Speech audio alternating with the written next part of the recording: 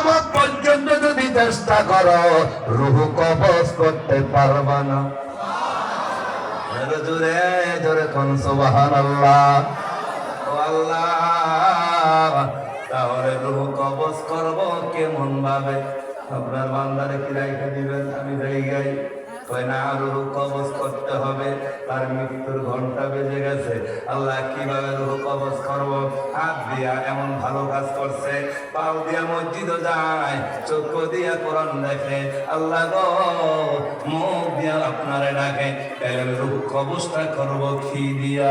আমার আল্লাহ বলবে, আজরাইলে আমি জান্নাত বানাইলাম 8টা। কয়টা? আর জোরে জোর হয় না কা? 8টা জান্নাত বানাইলাম।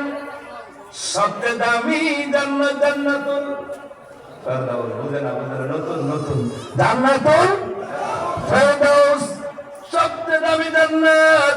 এই দামি জান্নাতটা তোমার হাতের মধ্যে লইয়া আজরাইল কি ছোট না বড়?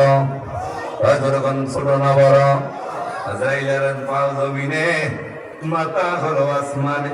আল্লাহ বলল, আজরাইল রে যা যা যা, আমার জিব্রাইল খবর দে। জিব্রাইলকে ও বাবা, এই জিব্রাইল কতবার শুনে নেন। জিব্রাইল কয়, আল্লাহ আমারে 1টা না 2টা না 600 নূরের পাখা দিল। একটা পাখা যদি মেলি গো জমিন থেকে আসমান। এত বড় কথা হইল, সুবহানাল্লাহ জোরে বল না। জমিন থেকে আসমান।